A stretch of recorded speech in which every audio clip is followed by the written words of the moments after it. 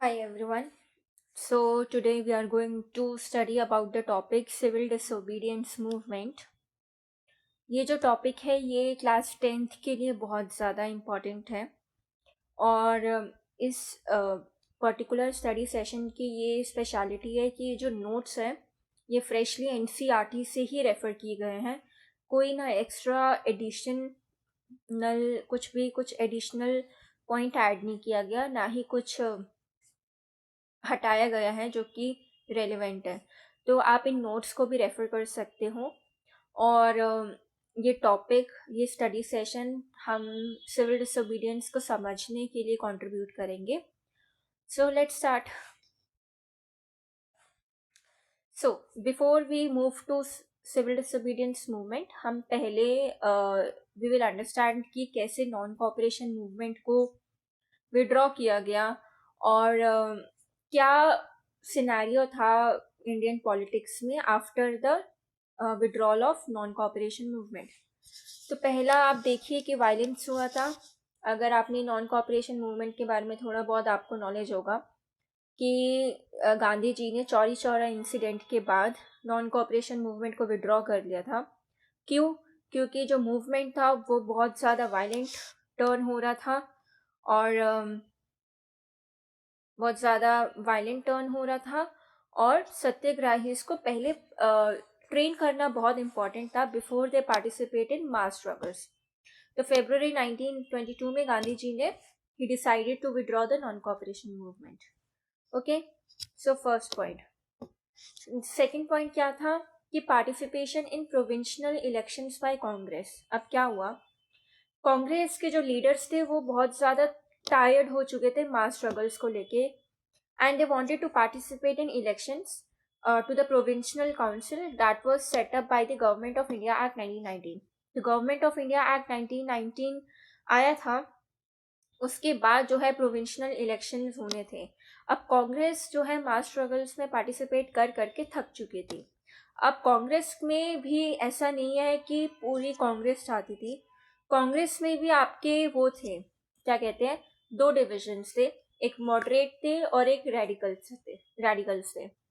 Moderates ये चाहते थे कि हम जो है ब्रिटिशर्स के ही सिस्टम में रह के ब्रिटिशर्स की पॉलिसीज़ को अपोज करेंगे, ओके, एंड आर्ग्यू करेंगे रिफॉर्म्स के लिए और ये बताएंगे कि ये जो इनके काउंसिल्स है डेमोक्रेटिक बिल्कुल नहीं है। ठीक है, तो basically Congress was tired of mass struggles and they wanted to participate in provincial elections. Okay, so ये दूसरा सिनेरियो था। तीसरा क्या था, डिवाइड बिटवीन कांग्रेस। अब कांग्रेस के बीच में एक डिवाइड हो चुका था, जैसे मैंने आपको बताया कि एक तरफ मॉडरेट थे और एक तरफ रेडिकल्स थे।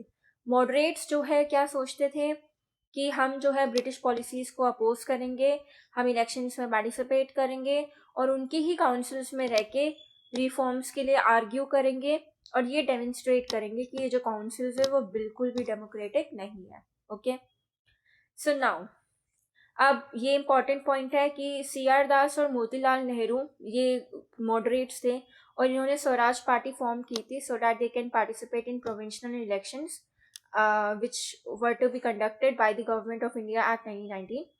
So to argue for a return to council politics कि हम वापस काउंसिल इलेक्शंस में पार्टिसिपेट कर सके। जबकि यंगर लीडर्स थे जैसे जवाहरलाल नेहरू एंड सुभाष चंद्र बोस, इन्होंने क्या एम्फेसाइज किया था कि हम तो मास एगिटेशन करेंगे और फुल इंडिपेंडेंस के लिए डिमांड करेंगे कि हमें स्वराज चाहिए, फुल इंडिपेंडेंस चाहिए। ठीक है, तो यहाँ पर आपका क्वेश्चन आ सकता है कि who form the Swaraj party, C R Das and Motilal Nehru. ठीक है, सो नेक्स्ट, तो ये नॉन कॉपरेशन मूवमेंट के बाद की ये पिक्चर थी इंडिया की। ठीक है, पॉलिटिकली वी आर स्टडिंग। चलो नेक्स्ट, एक मिनट।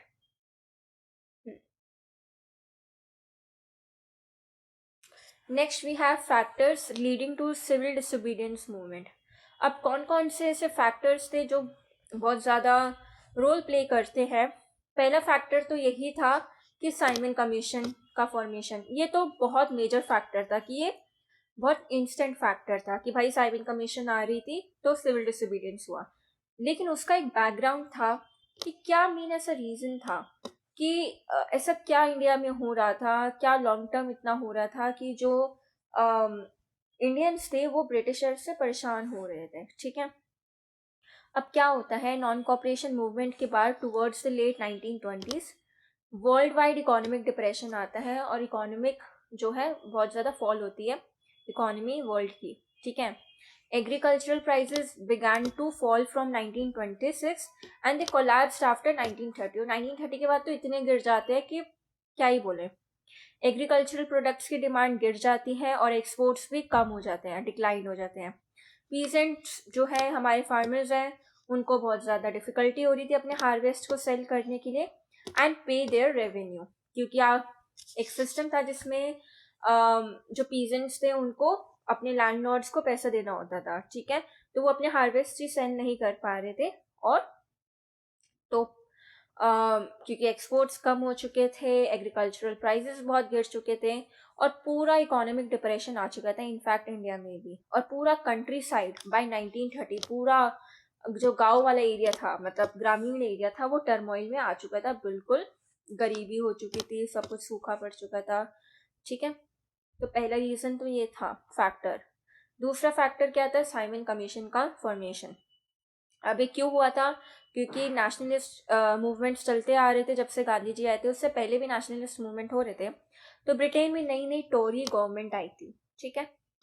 इन्होंने एक स्टैट्यूटरी कमीशन बनाई थी। स्टैट्यूटरी कमीशन मतलब कि जो एक एक्ट से बनाई गई कमीशन है, ठीक है, कि पहले लॉ पास किया गया है और किन के अंडर थी, सर जॉन साइमन के अंडर थी। अब इस कमीशन का मेन काम क्या था, मेन ऑब्जेक्टिव यही था कि वो इंडिया के कॉन्स्टिट्यूशनल सिस्टम के बारे में फंक्शन, मतलब जो जैसे इनका कॉन्स्टिट्यूशनल सिस्टम फंक्शन करता है उसको देखना, ठीक है, और चेंजेस सजेस्ट करना। अब प्रॉब्लम क्या था कि ये जो कमीशन में कोई भी सिंगल इंडियन मेंबर नहीं था and they were all British, क्योंकि पहले से ही इंडियंस परेशान हो चुके थे कि ऐसा क्यों हो रहा है कि ब्रिटिशर्स रूल कर रहे हैं, कोई पॉलिसी ढंग की नहीं है, ब्रिटिशर्स अपनी पॉलिसी बनाए जा रहे हैं और इंडियंस बेचारों की के साथ एक्सप्लॉयटेशन हो रहा है।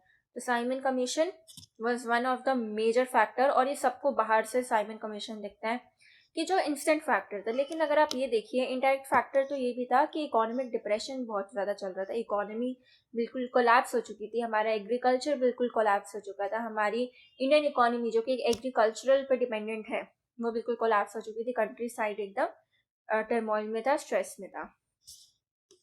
अब देखो, अब साइमन कमीशन आती है। साइमन कमीशन कब आता है इंडिया में, 1928 में आता है। ये क्वेश्चन बन सकता है 1 मार्क्स में कि when was the Simon commission arrived in India, 1 marks में आ सकता है 1928 में। और इंडियंस ने क्या स्लोगन दिया, गो बैक साइमन। इनफैक्ट जितनी भी पॉलिटिकल पार्टीज थी इंक्लूडिंग कांग्रेस और मुस्लिम लीग, उन्होंने इस डेमोन्स्ट्रेशंस में पार्टिसिपेट करा। देखो अभी 1930 हुआ नहीं है, सिविल डिसोबीडियंस मूवमेंट 1930 से शुरू होगा, लेकिन उससे पहले ही उसका बैकग्राउंड शुरू हो चुका है लेट 1920 से। तो 1922 में हमारा नॉन कॉपरेशन मूवमेंट हटा और नॉन कॉपरेशन मूवमेंट विड्रॉ हुआ, ठीक है।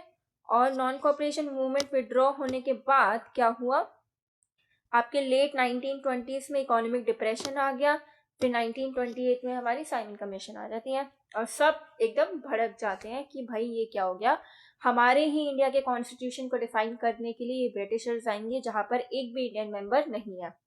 तो ये बहुत ज़्यादा प्रोवोकेटिव था। अब क्या होता है, जब ये डेमोन्स्ट्रेशंस होती हैं तो बहुत बड़ा इंसिडेंट होता है कि जो लाला लाजपत राय थे, एक ब्रिटिश मतलब एक पीसफुल वो हो रहा था, क्या बोलता है, डेमोन्स्ट्रेशन हो रहा था अगेंस्ट साइमन कमीशन।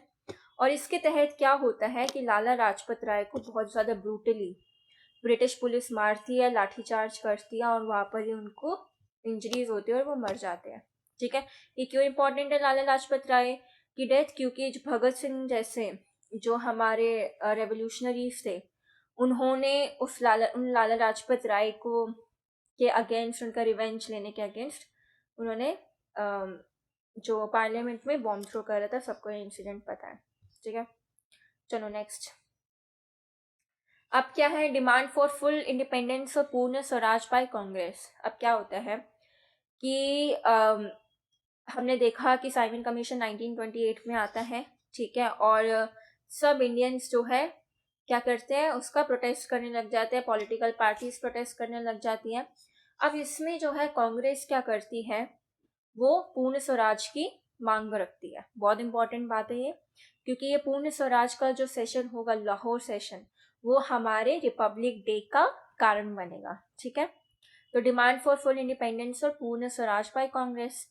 अब देखो क्या होता है, साइमन कमीशन जब आई तो बहुत ज्यादा प्रोटेस्ट चल रहा था। तो लॉर्ड इरविन उस टाइम पे वाइस रॉय थे हमारे, 1928 के टाइम पे, या जब साइमन कमीशन आई थी तब कौन वाइस रॉय थे हमारे, लॉर्ड इरविन थे। तो वो अक्टूबर 1929 में एक अनाउंसमेंट करते हैं कि हम जो है इंडिया को डोमिनेंट स्टेटस देंगे। लेकिन उन्होंने बताया नहीं कि डोमिनेंट स्टेटस क्या है, एग्जैक्टली है क्या डोमिनेंट स्टेटस। उसका कोई स्पेसिफिकेशन नहीं था, बहुत वेग ऑफर था, जस्ट सो दैट इंडियंस को विन कर सके वो। ठीक है, इंडियंस अपनी साइड में ला सके। लेकिन उन्होंने डोमिनेंट स्टेटस को मतलब बहुत ज़्यादा वो नहीं किया, डोमिनेंट स्टेटस रखा कि हम आपको डोमिनेंट स्टेटस देंगे, बट क्या डोमिनेंट स्टेटस क्या रहेगा उसमें कुछ स्पेसिफाई ऐसा नहीं किया। और उन्होंने कहा कि राउंड टेबल कॉन्फ्रेंस में आप पार्टिसिपेट करें ताकि हम फ्यूचर कॉन्स्टिट्यूशन को डिस्कस कर सके। ठीक है, तो ये अक्टूबर 1929 की बात है। ठीक है, अभी राउंड टेबल कॉन्फ्रेंस होने वाली है। 1928 में साइमन कमीशन आया, 1929 अक्टूबर में लॉर्ड इरविन कह रहे हैं कि हम आपको डोमिनेंट स्टेटस देंगे, इंडियंस को कह रहे हैं, इंडियन पॉलिटिकल पार्टीज को कह रहे हैं, ताकि वो इंडियंस को विन कर सकें। और कह रहे हैं, उनसे प्लीड कर रहे हैं, कन्विंस कर रहे हैं कि आप राउंड टेबल कॉन्फ्रेंस में पार्टिसिपेट करिए ताकि हम फ्यूचर कॉन्स्टिट्यूशन को डिस्कस कर सके। ठीक है, लेकिन सारे कांग्रेस लीडर सेटिस्फाइड नहीं थे। क्यों? क्योंकि जो मॉडरेट्स थे वो क्या सोचते थे, मॉडरेट सोचते थे अरे हम तो इंडिया ब्रिटिशर्स के ही सिस्टम में रह के उनकी ही पॉलिसीज को चैलेंज करेंगे, तो उनका तो इन्फ्लुएंस लॉस्ट हो गया क्योंकि ब्रिटिशर्स ने खुद डोमिनेंट स्टेटस की बात कर ली। लेकिन जो रेडिकल्स थे जैसे सुभाष चंद्र बोस और जवाहरलाल नेहरू, वो एजर्टिव पॉजिटिव रहे, और तो इसमें भी एक कहीं ना कहीं गैप आ गया कांग्रेस के बीच में। ठीक है, अब दिसंबर 1929 में क्या होता है, अक्टूबर 1929 में उसने डोमिनेंट स्टेटस की बात करी जो कि बहुत वेग ऑफर था। दिसंबर 1929 में जवाहरलाल नेहरू की प्रेसिडेंसी के अंदर लाहौर कांग्रेस सेशन होता है। बहुत इंपॉर्टेंट है, पूछा जाता है कि लाहौर कांग्रेस सेशन कब हुआ था, 1929 में हुआ था। वहां पर उन्होंने डिमांड रखी पूर्ण स्वराज की या फुल इंडिपेंडेंस फॉर इंडिया, और किसकी प्रेसिडेंसी के अंडर हुआ था, जवाहरलाल नेहरू की। ठीक है, उसी सेशन में बोला गया कि 26 जनवरी 1930 को हम अपना इंडिपेंडेंस डे बनाएंगे। ठीक है, लेकिन ये जो इनका एंडेवर था, it attracted very little attention. लोगों को समझ नहीं आया कि ये पूर्ण स्वराज है क्या, ये फुल इंडिपेंडेंस है क्या, इसका क्या मतलब है। तो महात्मा गांधी ने इस एब्स्ट्रैक्ट आइडिया ऑफ फ्रीडम को, एब्स्ट्रैक्ट मतलब नॉट क्लियर, वेग, कि कैसे हम रिलेट करें फ्रीडम को अपने आप से, क्या मतलब है फ्रीडम का, ताकि लोगों का अटेंशन मिले, ताकि इंडियंस का सपोर्ट मिले, उसके लिए महात्मा गांधी ने एक रास्ता ढूंढा कि मुझे इस फ्रीडम को एवरीडे लाइफ के इशू से रिलेट करना होगा, तभी इंडियंस जो है कन्विंस होंगे और तभी वो पार्टिसिपेट कर पाएंगे, तभी स्ट्रगल में पार्टिसिपेशन होगा। ठीक है, चलो, तो ये थी डिमांड फॉर फुल इंडिपेंडेंस और पूर्ण स्वराज। ठीक है, चलो नेक्स्ट टॉपिक। अब शुरू होता है हमारा salt march and civil disobedience movement. Gandhi ji ने बहुत अच्छा दिमाग लगाया कि उन्होंने कहा कि हम इस फ्रीडम के एब्स्ट्रैक्ट आइडिया को किससे रिलेट करेंगे, नमक से। और सॉल्ट में उस टाइम भी इशू भी चल रहा था। सॉल्ट बहुत पावरफुल सिंबल है और जो कि नेशन को यूनाइट कर सकता है, ऐसा गांधी जी ने सोचा। अब देखो क्या होता है, 31 जनवरी 1930 में गांधी जी लॉर्ड इरविन को एक लेटर भेजते हैं जिसमें कितनी डिमांड्स होती है, 11 डिमांड्स होती हैं। कुछ डिमांड्स जनरल थी, कुछ डिमांड बहुत स्पेसिफिक थी, लेकिन इन डिमांड्स में सब कैटेगरीज को कवर किया गया था, फ्रॉम पीजेंट्स टू रिच। ठीक है, तो ऐसी डिमांड्स थी ताकि वो सब सेक्शंस को कवर करे, ऑलमोस्ट सब सेक्शंस को, ताकि एक ये यूनाइटेड कैंपेन लगे। ठीक है, और लेकिन सबसे हिलाने वाली डिमांड क्या थी, to abolish the salt tax. अब क्या था, क्यों ऐसा उन्होंने बोला कि आप सॉल्ट टैक्स को एबोलिश करो, क्यों? क्योंकि सॉल्ट जो है रिच और पुअर दोनों कंज्यूम करते हैं और ये बहुत एसेंशियल फूड आइटम है। ठीक है, हर जगह खाने में यूज होता है। और जो गवर्नमेंट थी उसमें टैक्स भी लगाती थी नमक पे, और उनका मोनोपोली था ओवर द प्रोडक्शन। मोनोपोली मतलब उनका ही कंट्रोल था उसके प्रोडक्शन पे। तो इसकी वजह से क्या होता है, महात्मा गांधी ने सॉल्ट को लेके ब्रिटिशर्स का बहुत ज्यादा ऑपरेसिव फेस को रिवील करा कि देखो ऐसा कोई करता है, नमक तो नेसेसिटी है और इसमें आपने प्रोडक्शन पे मोनोपोली लगा दिया तो बहुत गलत है। ठीक है, अब लेटर एक अल्टीमेटम था। अल्टीमेटम क्या था कि अगर आपने 11 मार्च 1930 तक डिमांड्स को फुलफिल नहीं किया तो Congress civil disobedience movement launch कर देगी। लेकिन इरविन ठहरे अनविलिंग टू नेगोशिएट, उन्होंने कहा मैं तो नेगोशिएट नहीं करने वाला। और गांधी जी ने अपना सॉल्ट मार्च स्टार्ट कर दिया। कितने ट्रस्टीज के साथ, कितने वॉलंटियर्स के साथ? 78। ठीक है, अगर आप ऐसे फैक्ट अपने आंसर्स में लिखेंगे तो आपको मार्क्स अच्छे मिलेंगे। मतलब अगर आप बहुत जनरल आंसर लिखेंगे तो it will not gain much marks, but हाँ, be make sure that you include some fact in the answers also. तो 78 ट्रस्टेड वॉलंटियर्स के साथ उन्होंने सॉल्ट मार्च शुरू कर दी। और मार्च कितनी लंबी थी? 240 माइल्स से के अराउंड ऊपर ऊपर सी। ठीक है, कहाँ से शुरू हुई थी? गांधी जी का आश्रम था साबरमती में, उधर से शुरू होके कहाँ तक गई? दांडी तक गई। गुजरात के कोस्टल टाउन ऑफ दांडी तक गई, इसलिए इसको दांडी मार्च भी कहते हैं।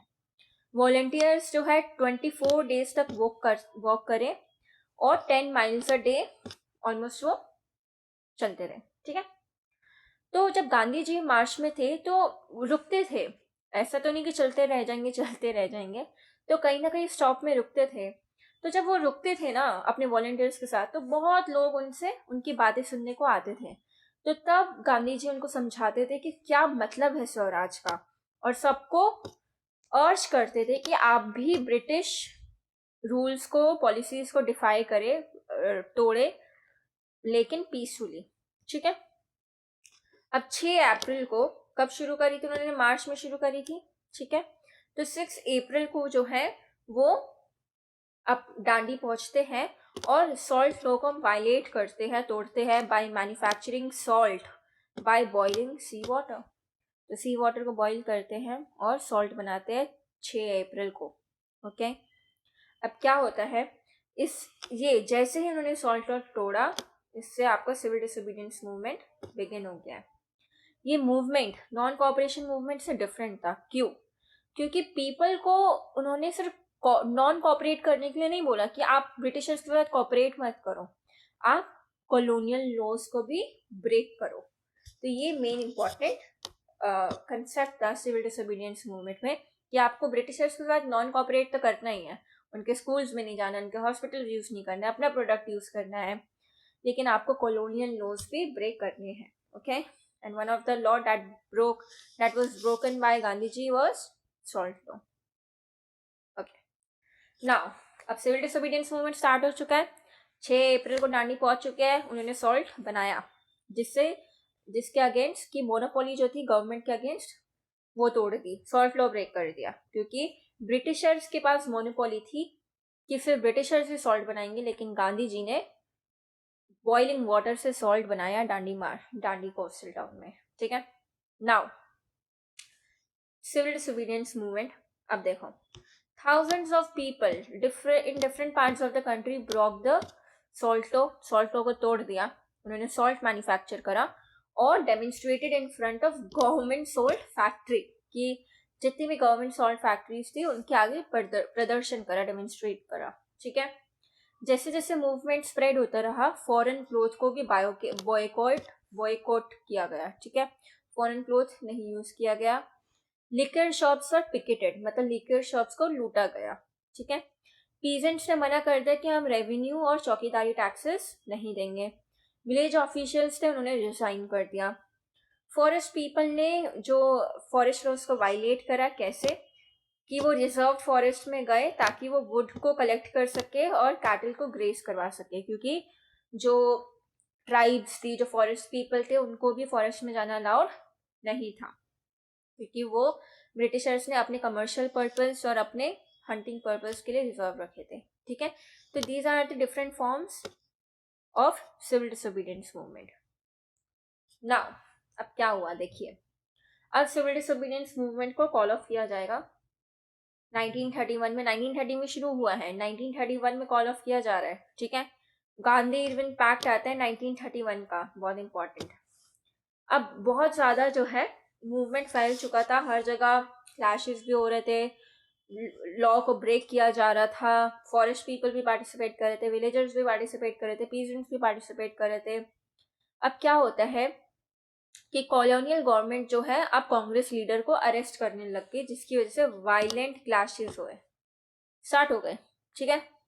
अब अब्दुल गफर खान, जिनको फ्रंटियर गांधी के नाम से भी जाना जाता है, वो गांधी जी के बहुत बड़े फॉलोअर रहे हैं, उनको अप्रैल 1930 में अरेस्ट कर लिया जाता है।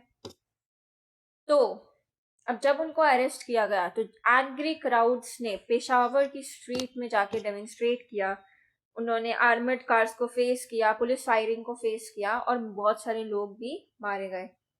मंथ लेटर मई 1930 में गांधी जी को भी अरेस्ट किया लिया जाता है, और जिसकी वजह से और वायलेंट क्लैशेस बढ़ जाते हैं और भड़का और लड़ाइयाँ चलती रहती है, ठीक है।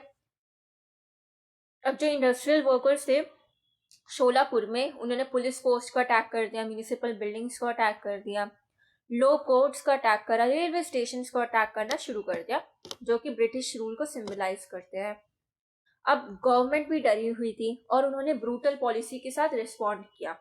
उन्होंने क्या करा, कुछ कुछ एरियाज में, कुछ नहीं ज़्यादातर एरियाज में सत्याग्रही पीसफुल थे, पीसफुल सत्याग्रही को अटैक किया गया, वुमेन और चिल्ड्रन को भी मारा गया और 1 लाख पीपल को अरेस्ट किया गया।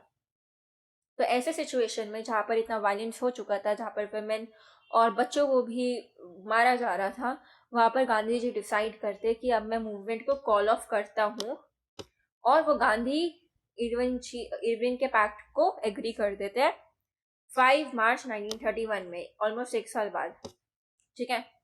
अब by this Gandhi Irwin pact जो है, कि इस गांधी इरविन पैक्ट में ये था कि गांधी जी जो है सेकेंड राउंड टेबल कॉन्फ्रेंस में पार्टिसिपेट करेंगे लंदन में, ठीक है। पहली वाली जो राउंड टेबल कॉन्फ्रेंस हुई थी वो बॉयकॉट करती थी कांग्रेस ने, लेकिन तब गांधी जी नहीं थे। सेकेंड राउंड टेबल कॉन्फ्रेंस हुई और गवर्नमेंट ने एग्री कर दिया कि हाँ पॉलिटिकल प्रिजनर्स को रिलीज कर देंगे, ठीक है। ये पैक्ट था कि मैं सेकेंड राउंड टेबल में पार्टिसिपेट करूंगा, लेकिन आपको पॉलिटिकल प्रिजनर्स को छोड़ना होगा, ठीक है, रिलीज करना होगा। अब क्या होता है, दिसंबर 1931 में गांधी जी कहाँ जाते हैं, लंदन जाते हैं for the second round table conference, but negotiations broke down and he return disappointed, ठीक है, कि नेगोशिएशंस को तोड़ा गया और वो वापस आते हैं डिसअपॉइंटेड। जब वो इंडिया आते हैं कि डिस्कवर करते हैं कि गवर्नमेंट ने फिर से रिप्रेशन स्टार्ट करा हुआ है। गफर खान जो कि आपके फ्रंटियर गांधी और जवाहरलाल नेहरू अभी भी जेल में थे, कांग्रेस को इलीगल डिक्लेयर कर दिया गया और बहुत सारे मेजर्स ऐसे इम्पोज कर दिए थे ताकि मीटिंग्स ना हो सके, डेमोन्स्ट्रेशंस ना हो सके और बॉयकॉट्स ना हो सके। और बहुत एप्रीहेंशन के साथ, ग्रेट एंजाइटी, टेंशन के साथ गांधी जी रीलॉन्च करते हैं सिविल डिसोबीडियंस मूवमेंट। तो 1932 में, 1931 ऑलमोस्ट 32 मान लीजिए, क्योंकि दिसंबर 1931 में आए हैं गांधी जी कांग्रेस से, सेकेंड राउंड टेबल कांग्रेस से कॉन्फ्रेंस से, 1932 से फिर से रीलॉन्च हो जाता है। 1933 तक अच्छा चलता है, लेकिन 1934 तक अपना वो मोमेंटम लूज कर देता है, ठीक है। तो 4 साल कब शुरू हुआ था, 1930 में शुरू हुआ था, 1934 तक चला, 1931 में फिर से कॉल ऑफ हुआ, फिर 1932 में फिर से स्टार्ट हो गया, ठीक है। चलो अब हम इस मूवमेंट के बारे में थोड़ा डीप में पढ़ेंगे कि इस मूवमेंट को कैसे डिफरेंट सेक्शंस ने परसीव किया और उनके हिसाब से स्वराज क्या था। और क्योंकि हर एक सेक्शन अगर पार्टिसिपेट कर रहा है तो वो रिलेट करना चाहते थे कि हम क्यों पार्टिसिपेट कर रहे हैं, तो हम 1 बाय 1 देखेंगे कि क्या रोल था, ठीक है। तो हमने अभी पढ़ा कि रीलॉन्च हो चुका है 1932 में। अब हम देखेंगे, एक ओवरव्यू लेंगे कि सिविल डिसोबीडियंस मूवमेंट में क्या पार्टिसिपेंट्स ने कैसे देखा। तो कंट्री साइड रिच पीजेंट्स, तो पहले हम कंट्री साइड की बात करते हैं, उसमें पहले हम रिच पीजेंट्स के बारे में पढ़ेंगे, मतलब जो अमीर फार्मर्स है। यहाँ पर स्पेशली किन की बात हो रही है, Jats of UP and Patidars of Gujarat, ठीक है। They were very active in the movement, और क्योंकि ये कमर्शियल क्रॉप्स के प्रोड्यूसर थे तो जैसे ट्रेड डिप्रेशन हुआ, हमने पढ़ा था शुरू में कि लेट 1920s तक बहुत ज़्यादा इकोनॉमिक डिप्रेशन आ चुका था वर्ल्ड वाइड। तो उस डिप्रेशन की वजह से प्राइसेस गिरते जा रहे थे और उनको बहुत ज़्यादा लॉस हुआ ट्रेड में।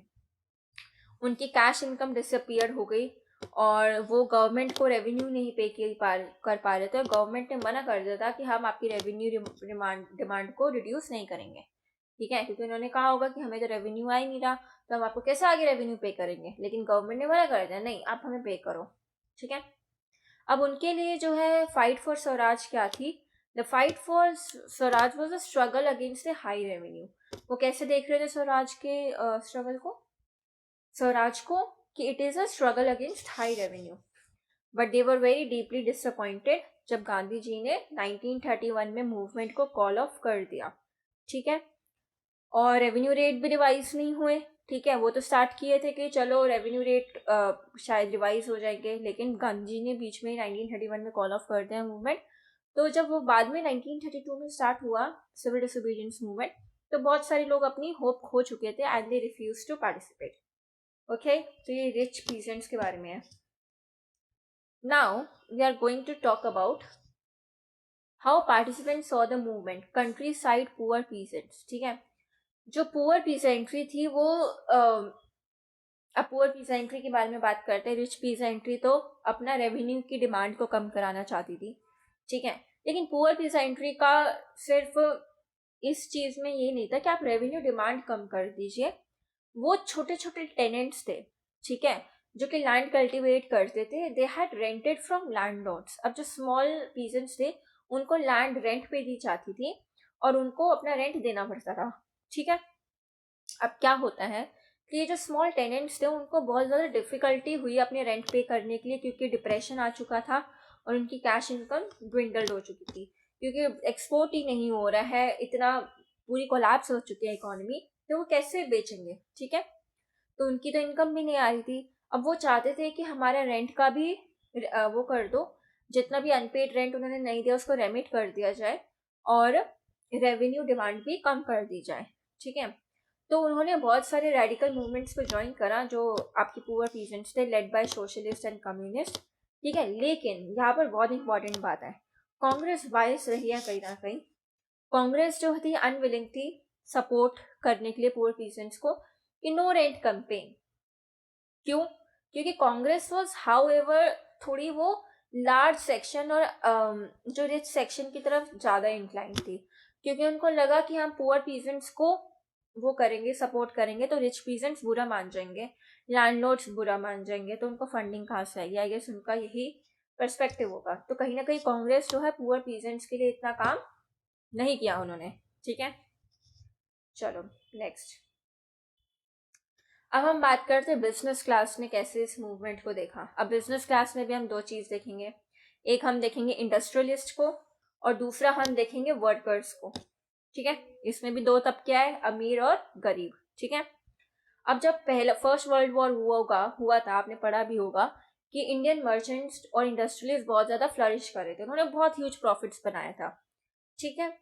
और दे वर keen on expanding the business, और वो चाहते थे कि जो फॉरेन गुड्स आ रहे हैं ना उससे हमें प्रोटेक्शन मिले, और जो रुपी का एक स्टर्लिंग फॉरेन एक्सचेंज राशन, ताकि एक रुपी को जो है एक अलग वो करो, एक स्टेबल आप उसको कंडीशन में डालो, सिचुएशन में, ताकि रुपी ज़्यादा ड्विंडल ना करें, ठीक है, ताकि इंपोर्ट्स भी डिस्करेज हो सके। मतलब आप रुपी का जो फॉरेन एक्सचेंज में जो प्राइस है, आप रुपी का इतना अच्छा वैल्यू रखो, महंगा कर दो, ताकि इंपोर्ट्स ना हो पाए, ठीक है। अब उन्होंने क्या करी, इंडस्ट्रियलिस्ट ने Indian industrial and commercial Congress को फॉर्म किया 1920 में। ये आ सकता है क्वेश्चन कि Indian industrial and commercial Congress कब बनी थी, 1920 में बनी थी।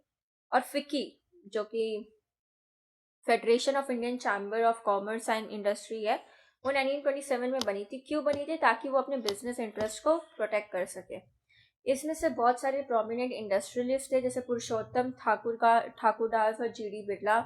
ये इंडस्ट्रियलिस्ट ने सिविल डिसोबीडियंस मूवमेंट को सपोर्ट किया था fully by providing financial assistance. इन्होंने फाइनेंशियल असिस्टेंस दी और उन्होंने मना कर दिया कि हम ना बाय करेंगे इम्पोर्टेड गुड्स को, ना ही हम बेचेंगे इम्पोर्टेड गुड्स को, ठीक है।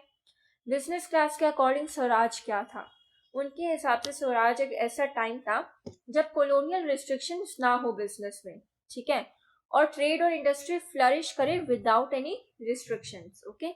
तो उनके हिसाब से स्वराज ये था, Swaraj was the time when colonial restrictions on the business would not exist और ट्रेड और इंडस्ट्री फ्लरिश करे विदाउट एनी रिस्ट्रिक्शंस। लेकिन जब सेकेंड राउंड टेबल कॉन्फ्रेंस जो है फेल हो गया, बिजनेस ग्रुप एंथुजियास्टिक नहीं रहे और उनको ये डर भी था कि अगर वो ज़्यादा मतलब मिलिटेंट एक्टिविटीज़ में अगर वो बहुत ज़्यादा एप्रीहेंसिव थे, बहुत ज़्यादा एंशियस थे कि ज़्यादा मिलिटेंट एक्टिविटीज़ होगी, क्योंकि क्लैशेस भी बहुत हो रहे थे। और also they were very apprehensive of growing influence of socialism, कि जो कांग्रेस के यंग मेंबर्स थे वो ज़्यादा सोशलिज्म से अफेक्टेड थे। मतलब वो चाहते थे कि सबको फ़ायदा मिले। जैसे शुरू शुरू के जो कांग्रेस मेंबर्स थे वो ज़्यादा जो अपर क्लासेस को ज़्यादा सपोर्ट करते थे, लेकिन कहीं ना कहीं बिजनेस क्लास को डर भी था कि नए नए कांग्रेस के जो लीडर आ रहे हैं वो सोशलिज्म को ज़्यादा वो कर रहे हैं, सपोर्ट कर रहे हैं। तो कहीं ना कहीं जो है उनको थोड़ा वो लगने लग गया कि हमारा इसमें शायद फ़ायदा ना हो। और prolonged disruption in the business, कि वो कब तक अपने बिजनेस को रोकेंगे, कब तक वो मना करेंगे इम्पोर्टेड गुड्स को खरीदना या सेल करना, क्योंकि हर चीज़ तो इंडिया में नहीं बनती थी। तो उनको लगा कि हम ज़्यादा देर तक मूवमेंट में पार्टिसिपेट करेंगे तो बिजनेस जो है डिसरप्ट हो जाएगा, ठीक है। तो ये बिजनेस क्लास का पॉइंट ऑफ व्यू था। अब हम बात करते हैं हमारी working class, industrial working class. Industrial working class जो है पार्टिसिपेट नहीं करी थी सिविल डिसोबीडियंस मूवमेंट में, क्योंकि वो बिजनेस क्लास कर रही थी। और वैसे भी वर्कर्स और इंडस्ट्रियलिस्ट का इतना अच्छा रिलेशन नहीं होता है ना, क्योंकि इंडस्ट्रियलिस्ट जो है वर्कर क्लास को मोस्टली एक्सप्लॉइट ही करते हैं।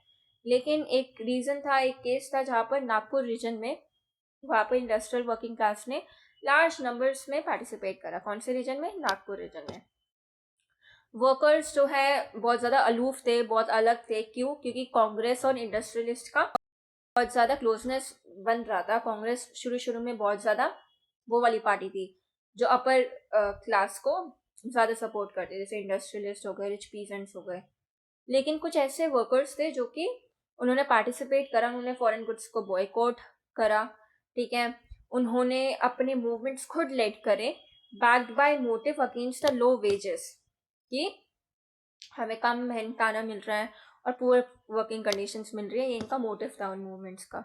रेलवे वर्कर्स ने भी स्ट्राइक करी 1930 में और डॉक वर्कर्स ने भी स्ट्राइक करी 1932 में, ठीक है। 1930 में थाउजेंड्स ऑफ वर्कर्स इन छोटा नागपुर माइंस, छोटा नागपुर टिन माइंस, उन्होंने गांधी जी की कैप पहनी और they participated in rallies and boycott campaigns, ठीक है। कांग्रेस जो थी रेलुक्टेंट थी वर्कर्स की डिमांड को इंक्लूड करने में। क्यों? क्योंकि इनको लगा था कि अगर हम वर्कर्स की डिमांड को इंक्लूड करेंगे तो हम इंडस्ट्रियलिस्ट को एलिमिनेट कर देंगे, अकेला छोड़ देंगे, और इसकी वजह से एंटी इंपीरियल फोर्सेस डिवाइड हो जाएंगे, ठीक है, right wing and left wing, okay. Okay, so next we have how other saw the movement, women की बात आती है। सिविल डिसोबीडियंस मूवमेंट में एक बहुत अच्छी यूनिक पॉइंट ये था कि विमेन ने भी पार्टिसिपेट करा, जो कि नॉन कॉपरेशन मूवमेंट में इतना नहीं था, लेकिन सिविल डिसोबीडियंस में बहुत ज़्यादा पार्टिसिपेशन देखा गया वेमेन का। सॉल्ट मार्च के दौरान बहुत सारी वुमेन जो अपने घर से बाहर निकली गांधी जी को सुनने के लिए, ठीक है। उन्होंने प्रोटेस्ट मार्चेस में पार्टिसिपेट करा, सॉल्ट को मैन्युफैक्चर करा और फॉरेन क्लोथ और लिकर शॉप्स को पिकेट करा, लूटा, ठीक है। पिकेटेड मतलब लूटना। बहुत सारी जेल भी गई। अर्बन एरियाज में ये वुमेन कौन सी थी? जो कि हाई कास्ट फैमिली से आ रही थी, और रूरल एरियाज में रिच पीजेंट हाउसहोल्ड से। तो देखा जाए तो रिच कम्युनिटीज ही पार्टिसिपेट कर रही है, ठीक है। पर इसका मतलब ये नहीं था कि विमेन सिविल डिसोबीडियंस से पार्टिसिपेट करने लगी तो विमेन की पोजीशन में कोई चेंज आ गया। ऐसा कोई रेडिकल चेंज नहीं आया। गांधी जी स्टिल कन्विंस थे कि विमेन की ड्यूटी थी कि वो घर संभाले, अच्छी मदर्स बने, अच्छी वाइफ बने, ठीक है। और कांग्रेस भी लॉन्ग टाइम तक वुमेन को अथॉरिटेटिव पोजीशन में नहीं रखना चाहती थी। क्यों? वो सिर्फ वुमेन को as a symbolic presence use कर रही थी कि हाँ चलो वुमेन भी है हमारे पार्टी में, तो ऐसा नहीं है कि उन्होंने वुमेन ने सिविल डिसोबीडियंस मूवमेंट में पार्टिसिपेट करा तो कुछ रेडिकल चेंज आ गया, नहीं आया। ठीक है, अब क्या limits of civil disobedience movement क्या थी? पहली बात तो ये थी कि दलित्स ने पार्टिसिपेट नहीं किया और मुस्लिम्स ने पार्टिसिपेट नहीं करा। ये दोनों ही ऐसे तबके थे, और भी तबके थे, लेकिन मेन फोकस दलित्स और मुस्लिम्स पे रहेगा क्योंकि इन्होंने पॉलिटिकली बहुत इम्पैक्ट किया। सो या let's study about non participation of Dalit. तो 1930s तक आते आते नेशंस के अनटचेबल्स जो थे वो अपने आप को ऑप्रेस्ड और दलित्स बताने लग गए थे। ठीक है, वो बहुत ज़्यादा अनहैप्पी थे अपनी सिचुएशन के साथ। सो हम ये वाला जो टॉपिक है limitations of civil disobedience movement, ये हम नेक्स्ट क्लास में पढ़ेंगे। मीन टाइम जो हमने अप्रॉक्सीमेटली 9 टॉपिक्स कवर अप करे हैं, आप उनको रिवाइज करिए, उनको पढ़िए, गो थ्रू करिए। ठीक है, ये पॉइंट्स आपके एनसीईआरटी से ही लिए गए हैं, तो आप एक बार ऊपर से एनसीईआरटी रीड करके अगर आप नोट्स को भी रेफर करेंगे तो आप बहुत अच्छा आंसर राइटिंग कर पाएंगे। और अगर कोई डाउट्स है तो आप कमेंट्स में बता सकते हैं। सेकंड पार्ट जल्दी आएगा और उसमें हम limits of civil disobedience movement को कवर अप करेंगे। और अगर कोई ऐसे टॉपिक्स है जिसमें आप चाहते हैं कि उसमें मैं आपको कंटेंट प्रोवाइड करूं तो please do let me know. और अगर if you are a student below class 10th then you can also let me know, but please make sure that it is from NCERT only. Okay, so thank you.